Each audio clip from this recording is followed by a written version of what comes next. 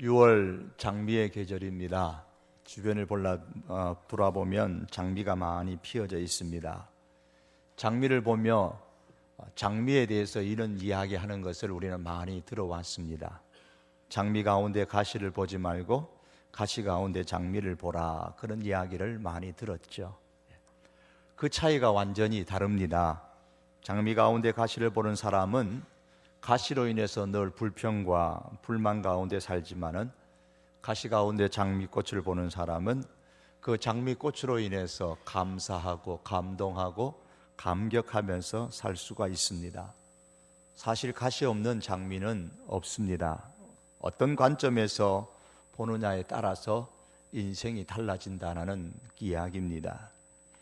약함을 실패로 보는 사람이 있는 반면에 약함을 기회로 삼는 사람이 있습니다. 약함을 실패로 보는 사람은 자신의 그 약함을 비관하고 실패자요 낙오자의 인생이라 그렇게 여기며 살게 되지만, 약함을 기회로 삼는 사람은 약할 때가 곧 강한 때임을 깨닫게 됩니다. 바울은 이렇게 얘기했습니다. 내가 약한 그때에 곧 강함이라. 약함은 누구에게나 다 있습니다. 그러나 약하다고 주저앉는 사람은 실패자가 되고 맙니다. 우리가 잘 아는 것 가운데 진주조개의 진실을 아시죠?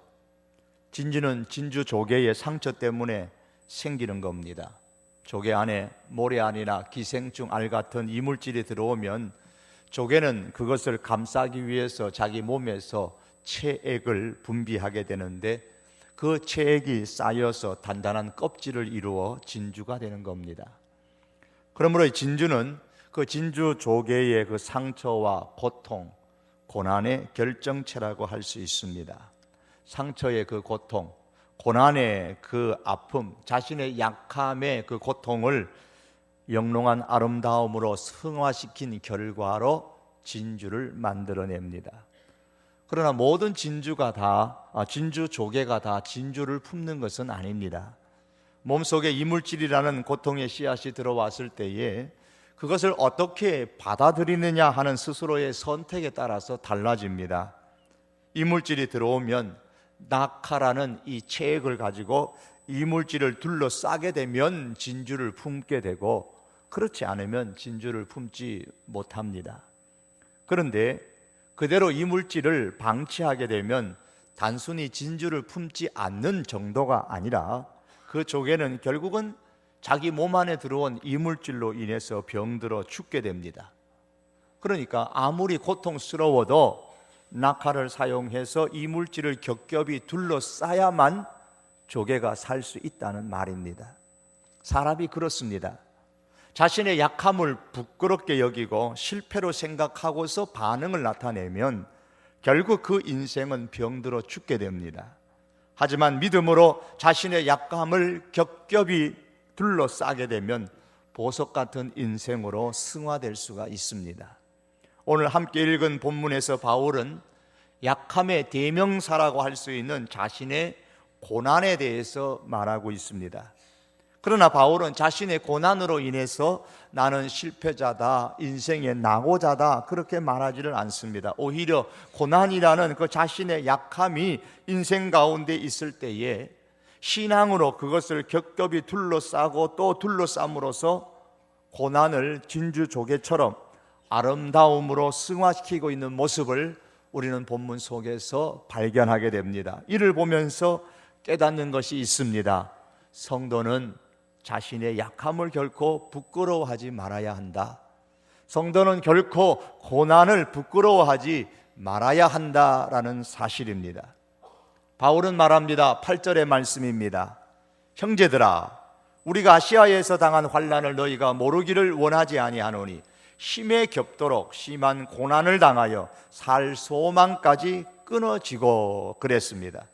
바울은 여기서 자신의 약함, 자신의 고난을 부끄러워하지도 않았고 숨기려고 하지도 않았습니다.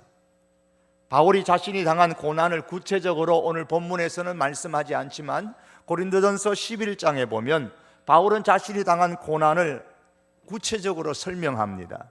옥에 갇히기도 많이 했고 매도 수없이 맞았고 여러 번 죽을 뻔했고 강도의 위험, 강의 위험, 바다의 위험, 광야의 위험, 동족의 위험 등의 수많은 위험을 겪었습니다. 유대인들에게 40에 가만 매를 5번 맞았고 3번 태장을 맞고 1번 돌로 침을 당하고 굶고 목마르고 춥고 헐벗고, 바울이 당한 그 고난에 대한 설명을 보면 어쩌면 한 사람이 이렇게 많은 고난을 다 받을 수 있을까 싶습니다. 바울은 이러한 고난에 대한 자신의 심정을 오늘 본문 8절과 9절에서 솔직하게 고백을 합니다. 힘에 버거운 고난이었다고, 참기에 내 능력 밖의 일이었다고, 살 소망까지 끊어버리는 고난이었다고 말합니다. 생존의 모든 희망을 포기하는 그 지경에까지 이르렀다고 말씀합니다. 그래서 사형 선고와 같은 고난이었다고 고백하고 있습니다. 사랑하는 성도 여러분, 지금 우리들이 당하고 있는 고난은 어떤 것이고, 우리들이 지금 겪고 있는 나의 약함, 나의 아킬레스건은 어떤 겁니까? 지금 당하고 있는 고난과 나의 약함 때문에 죽고 싶거나 혹은 더 이상 살고 싶다는 마음이 싹 사라질 정도로 앞이 깜깜하십니까? 고난당하는 것을 부끄러워하지 마시기를 바랍니다. 어떤 분들은 질병이 있으면 시시합니다. 어떤 집안에 어려움이 있으면 시시하고 사람들에게 알까봐 싶어서 오히려 더 염려합니다. 그러지 마십시오. 그럴 필요가 없습니다. 고난당하는 것 그 자체가 실패가 결코 아닙니다. 만일 고난당하는 것이 실패라면 수많은 고난을 당한 오늘 본문의 바울은 실패자요, 인생의 낙오자일 것입니다. 과연 그렇습니까? 그렇지 않지 않습니까? 하나님에 대한 열망을 갖고 살아가는 한에 있어서 삶에 고난이 있다면 그 고난은 결코 실패가 아니라 분명히 하나님께서 주시는 메시지가 그 고난 가운데 담겨 있습니다. 오늘 본문을 통해서 사도 바울은 우리가 고난을 부끄러워하지 않아야 될 이유를 몇 가지 말씀해 주고 있습니다. 고난은 먼저 하나님을 더 의지하라는 하나님의 사인입니다. 고난 당할 때는 하나님을 더 의지하라는 사인이기 때문에 결코 고난 당하는 것을 부끄러워하지 말고 고난을 당하면 당할수록 하나님께로 더 가까이 나가시기를 바랍니다. 오늘 본문 9절의 말씀입니다. 우리는 우리 자신이 사형 선고를 받은 줄 알았으니 고난을 당한다 말입니다. 그런데 고난의 정도가 이제 죽었구나, 이제는 내가 살 소망이 없구나, 그 정도의 고난을 바울이 당합니다. 그런데 알고 보니 이는 우리로 자기를 의지하지 말고 오직 죽은 자를 다시 살리시는 하나님만 의지하게 하심이라. 이제는 죽었구나 싶었는데 거기에서 사도 바울이 깨닫는 진리가 있다는 겁니다. 아하, 내가 당하고 있는 이 고난은 죽으라고 있는 고난이 아니구나. 실패자요, 인생의 낙오자가 되라고 주는 고난이 아니구나. 이 고난은 내 자신을 의지하지 아니하고 죽은 자를 다시 살리시는 하나님을 의지하라는 고난이구나. 바울은 그 사실을 깨달았습니다. 사랑하는 성도 여러분, 하나님께서는 우리가 매일 감당할 수 있는 만큼의 어려움을 우리에게 때로는 허용하십니다. 스웨덴 찬양 가사 중에 잘 알려진 가사 중에 날마다 숨 쉬는 순간마다 내 앞에 어려운 일 보내 주님 앞에 이 모든 짐 맡기면 슬픔 없네, 두려움 없네라는 가사가 있습니다. 주님 앞에 맡기는 이 매일매일의 모든 무거운 짐, 어려운 짐, 하나님께서 내게 허용하시는 이유가 무엇인가? 그것은 하나님을 의지하도록 하기 위한 것입니다. 바울은 환난 가운데서 하나님만을 의지했을 때에 이렇게 고백을 합니다. 아, 하나님께서 이 고난을 주어서 하나님을 의지하게 하신 이유가 있구나. 10절의 말씀 보니까 그가 이같이 큰 사망에서 우리를 건지셨고 또 건지실 것이며 이후에도 건지시기를 그에게 바라노라. 바울이 당한 고난을 비유해서 말하면 얼마 전에는 바다 가운데서 큰 위험을 당했습니다. 죽었구나 싶었는데 하나님을 의지했더니 하나님께서 건져주셨습니다. 오늘은 또 동족인 유대인으로부터 위협을 당했습니다. 돌팔매질을 당했습니다. 사람들이 죽은 줄 알고 내다버립니다. 그런데 하나님을 의지했더니 그 가운데 하나님이 또 건져주셨습니다. 그때 이 바울이 확신을 합니다. 하나님을 의지했더니 오늘도 건져주셨으니 이제 이후로 어떤 환난을 당할지라도 나는 하나님을 의지할 것이고 그때마다 하나님께서 나를 건져주실 것이다. 나는 그것을 기대하고 나는 그것을 믿는다. 바울의 고백입니다. 우리들의 고백이 되기를 바랍니다. 그러므로 여러분, 환난은, 고난은 하나님만을 의지하라는 하나님의 사인입니다. 하나님의 이 사인을 무시하지 마시기를 바랍니다. 더욱더 하나님만 의지하는 우리들이 되기를 원합니다. 고난으로 인해서 이미 죽었다고, 이제는 죽었다고 그렇게 생각하십니까? 죽은 자를 다시 살리시는 그 하나님을 의지하시기를 바랍니다. 고난으로 인해서 나는 이제는 인생의 낙오자가 되겠구나, 나는 실패자가 되겠구나 그렇게 생각하십니까? 걸음더미 가운데서도 다시 일으켜 세우시는, 존귀하게 하시는 그 하나님께로 나가시고 그 하나님을 의지하시기를 바랍니다. 고난으로 인해서 나는 망했구나 그런 생각이 드십니까? 망한 곳에서도 다시 일으켜 흥하게 하시는 그 하나님을 의지하시기를 바랍니다. 하나님의 사인입니다. 하나님을 의지하시기 바랍니다. 고난당하는 것을 부끄러워하지 말아야 될 또 하나의 이유는 하나님은 고난당하는 사람을 위로하시기 때문입니다. 세상을 살면서 늘 편하게만 산다면 얼마나 좋겠습니까?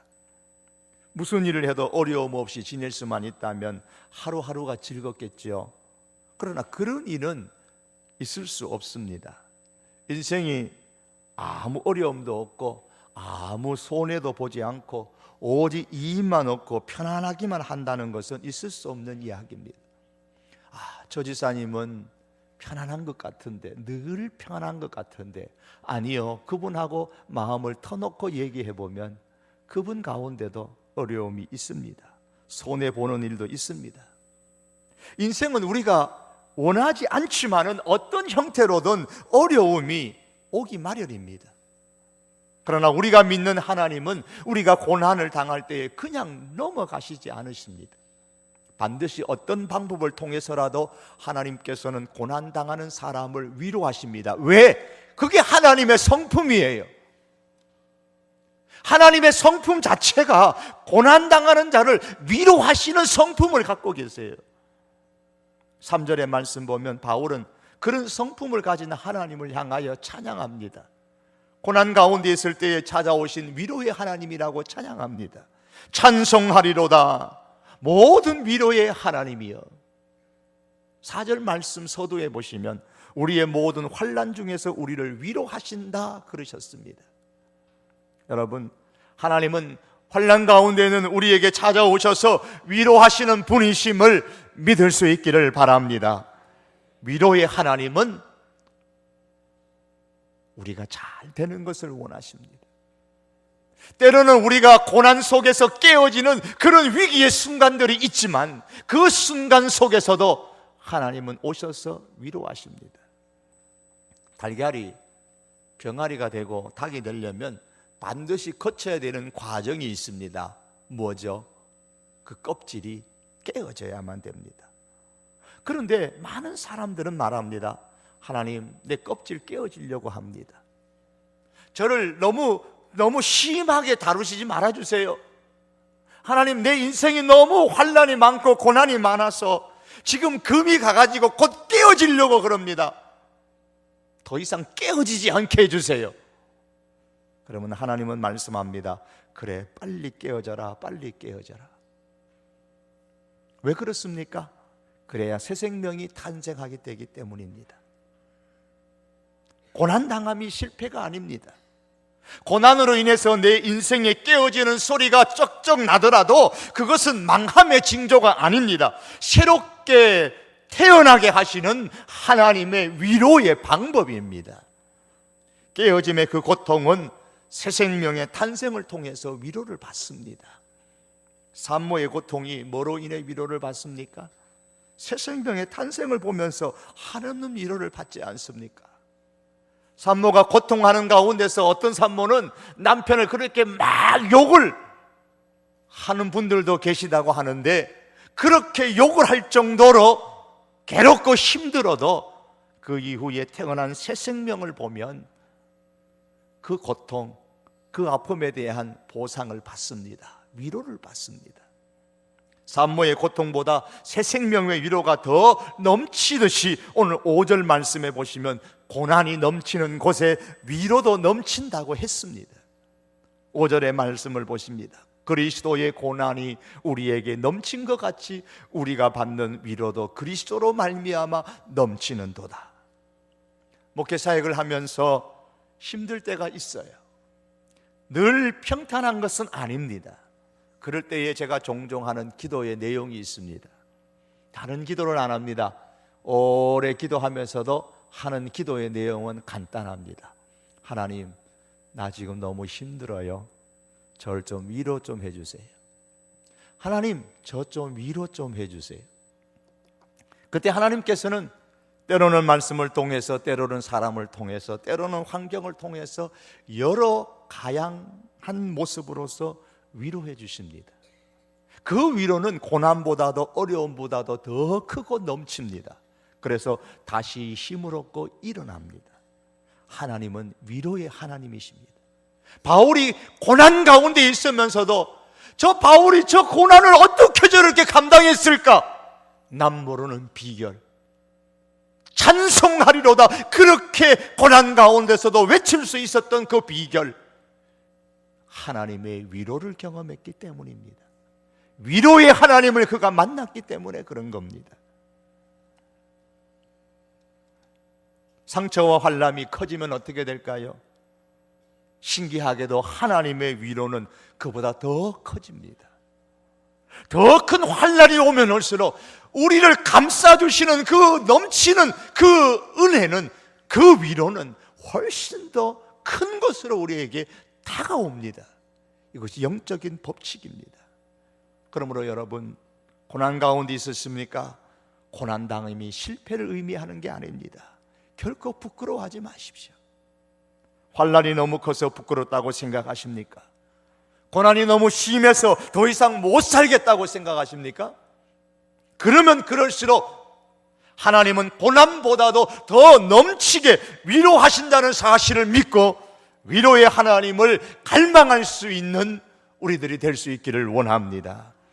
우리가 받는 위로도 그리스도로 말미암아 넘치는도다. 이 은혜를 경험할 수 있기를 바랍니다. 하나님은 고난당하는 사람을 위로하실 뿐만 아니라 고난당하는 사람을 위로자로 또한 세우십니다. 하나님께서 나를 어떻게 위로하시느냐? 때로는 직접 위로하시기도 하시지만 많은 경우에 주변의 다른 사람을 통해서 위로해 주십니다. 나와 비슷한 고난을 겪은 사람들, 그들의 말, 그들의 행동, 그들의 삶을 통해서 하나님께서 위로로 찾아오십니다. 오늘 4절의 말씀에 보시면 우리의 모든 환난 중에서 우리를 위로하사, 첫째 환난 중에서 우리를 위로하십니다. 그 다음에는 우리로 하여금, 이제 위로를 받았습니다. 우리로 하여금 하나님께 받은 그 위로를 가지고서 모든 환난 중에 있는 자들을 능히 위로하게 하시는 하나님이시로다. 왜 하나님께서 나를 위로하셨다고요? 내가 하나님의 위로를 받아서 정말 기분이 좋습니다. 기쁩니다. 즐겁습니다. 새롭게 시작할 용기가 납니다. 그것으로 끝나는 것이 아니고 주변을 살펴보면서 내가 널 왜 위로했는지 아느냐? 내 주변에 있는 환난과 고난 가운데 있는 또 다른 사람들을 위로하라. 사명을 주시는 겁니다. 사명을 주시는 거예요. 그 6절 중반절 말씀에도 우리가 위로를 받는 것도 너희가 위로를 받게 하려는 것이니, 우리가 위로를 받는 것, 이 말씀 그대로 말하면은 바울이 왜 위로를 받았는가? 우리 1절에 나오는 바울과 디모데가 왜 위로를 받았는가? 우리가 위로를 받은 것은 너희가 위로를 받도록 하기 위한 것이다. 누구를 통해서? 바울을 통해서. 내가 너희를 위로한다는 겁니다. 바울이 고난 가운데서 하나님의 위로를 받았습니다. 왜 그렇습니까? 바울을 위로자로 세우기 위한 겁니다. 위로는 위로를 낳고 또 그 위로는 더 큰 위로를 낳습니다. 이것을 다른 말로 말하면 위로는 나비 효과를 일으킵니다. 나비 효과라는 그 법칙이 있습니다. 브라질에 있는 나비가 날개짓을 하면 그 날개짓이 저 미국의 텍사스에 뭘 일으키느냐? 토테이도 회오리 바람에 그 돌풍을 발생시킬 수 있다는 그런 이론입니다. 우리가 위로자의 삶을 살게 되면 비록 내 위로가 작은 위로지만, 어눌한 내 입으로 한마디 던지는 위로지만은 하나님께서는 마치 나비가 날개짓하는 듯한 그 작은 위로라 할지라도 그것을 사용하셔서 위로의 돌풍을 일으킨다 말입니다. 그래서 온 교회 안에 하나님의 위로가 가득 차도록 성도들 사이에서 위로의 은혜가 넘치게 하시고 가족들 가운데 하나님의 위로가 가득 차게 만들어 가십니다. 뿐만이 아니라 그러한 위로를 받는 사람들이 고난 가운데서 인내하며 감당합니다. 정말 어눌한 내 입의 한마디 작은 위로인데 그 한마디 듣고 저 어려운 고난과 힘든 상황들을 인내하면서 감당하는 모습을 바라보는 겁니다. 오늘 6절 하반절에 보십시오. 이 위로가 너희 속에 역사해서 우리가 받는 것 같은 고난을 너희도 견디게 하느니라. 고난을 견디게 하는 힘이 어디서 나오느냐? 위로에서 나옵니다. 내 옆에 있는 한 사람의 위로, 바울의 위로를 통해서 고린도 교회 성도들이 당하는 그 고난을 넉넉하게 견디는 것처럼 나비 날개짓 같은 작은 나의 위로 하나로 통해서 고난을 견디고 고난을 이기고 새롭게 살아갈 용기를 얻는 사람들이 많이 일어난다는 말씀입니다. 그래서 위로는 인내의 어머니라고 할 수가 있습니다. 아내의 위로가 있으면 남편은 쓰러지지 않고 다시 일어날 수 있습니다. 남편의 위로가 있으면 아내는 어떤 어려움이라 할지라도 쓰러지지 않고 인내할 수가 있습니다. 위로는 기운을 북돋아주고 희망을 주고 다시 일어날 수 있는, 참고 인내할 수 있는 용기를 주는 것입니다. 어느 부인이 판사에게 이혼 청구를 했습니다. 부인이 판사에게 말합니다. 제 남편이 어젯밤에 제게 손찌검을 했습니다. 판사가 말합니다. 남편이 사과를 했나요? 아직 안 했어요. 못된 남편이군요. 당장 남편을 오라고 하세요.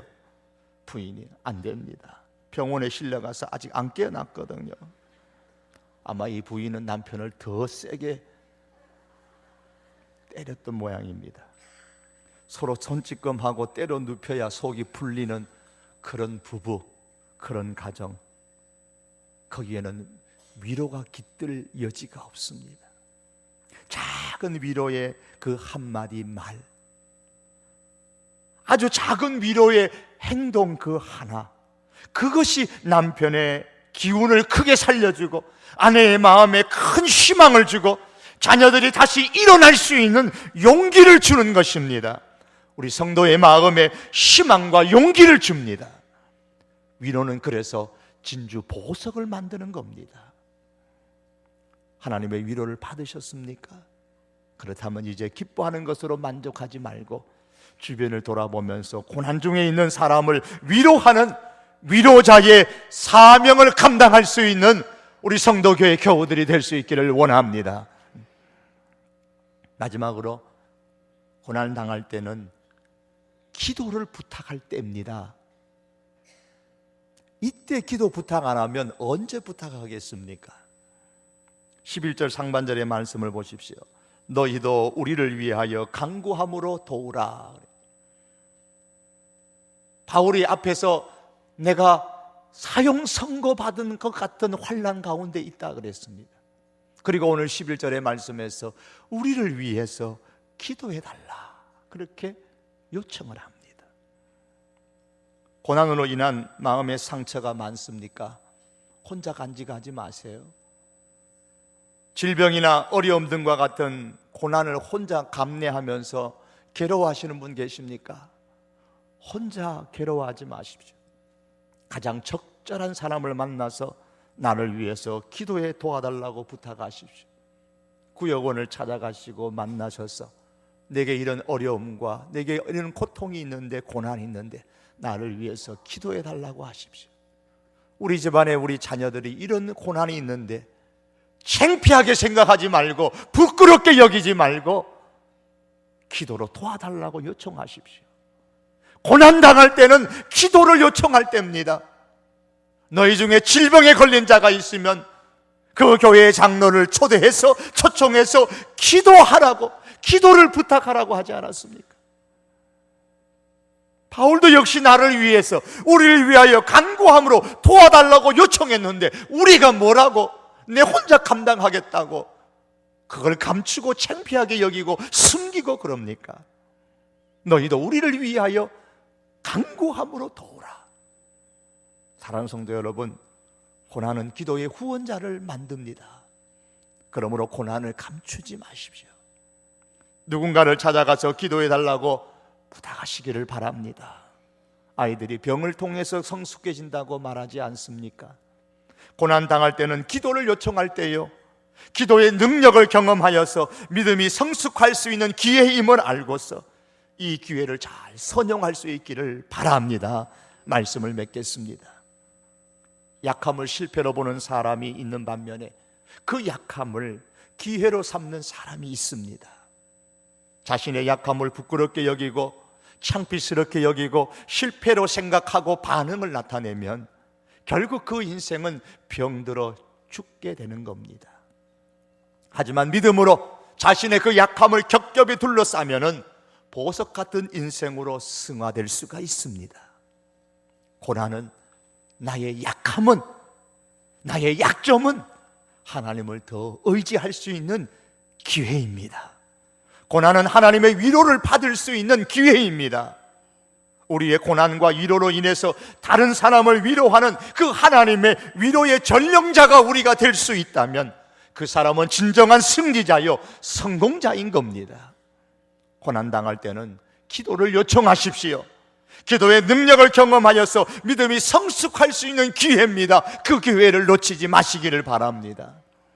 그러므로 여러분, 결코 고난당함을 부끄러워하지 마십시다. 고난은 결코 실패의 상징도 아닙니다. 믿음의 없음의 표현도 아닙니다. 망함의 징조도 아닙니다. 고난당하는 것을 결코 창피하게 생각하지 말고 질병으로 힘들어하는 것을 너무 창피스럽게 여기지 마십시다. 그럴수록 오히려 더 하나님을 의지하는 기회로 삼고 하나님의 위로를 기다리는 심령이 가난한 사람이 되는 기회로 삼고 다른 사람을 위로하는 하나님의 위로의 전령자가 되는 기회로 삼으시기를 바랍니다. 더 나아가서 기도를 요청해서 하나님의 능력을 경험하여서 믿음이 성숙하는 기회로 삼으시기를 주님의 이름으로 축복합니다. 기도하시겠습니다. 우리 이 시간 다 같이 한번 함께 기도합시다. 고난 가운데 있는 성도들 혹시 기억나시는 분이 있으십니까? 한번 기도해 드리십시다. 하나님, 아무개가 질병으로 혹은 자녀로 혹은 개인의 사업으로 믿음으로 가족이 어려움을 겪습니다. 하나님, 임하여 주시옵소서. 하나님의 위로를 주시고 용기를 주시고 다시 일어날 수 있게 하여 주시옵소서. 치유와 회복의 은혜를 주옵소서. 또한 우리 자신을 두고 기도합시다. 하나님, 나한테 이런 어려움과 고난이 있습니다. 주님, 하나님의 쌓이는 줄 믿고 하나님께로 더 가까이 나아갑니다. 위로하시고 회복시켜 주옵소서. 우리 자신과 고난 가운데 있는 자들을 우리가 생각하면서 우리 한번 기도합니다. 다 같이 기도하시겠습니다. 살아계신 여호와 하나님 아버지, 위로의 하나님 아버지, 위로의 하나님을 우리가 믿으면서 하나님 이 시간 우리 하나님 아버지 앞에 기도합니다. 아버지 하나님 찾아오셔서 우리의 고난의 현장에 오셔서 아버지 하나님 우리를 위로하여 주시옵기를 간절히 원합니다. 죽은 자를 다시 살리시는 그 하나님을 의지하게 하시고 하나님 아버지 위로하시는 하나님으로 인하여 다시 한 번 더 일어날 수 있는 용기를 주시고 힘을 주시고 환경을 주시고 은혜를 허락하여 주시기를 원합니다. 사랑하는 주님, 우리 사랑하는 성도들 가운데 고난 가운데 있는 성도들, 약함 가운데 눈물 흘리는 사람들, 저들의 환경과 저들의 가정과 저들의 일터와 저들의 믿음을 긍휼히 여겨 주시옵소서.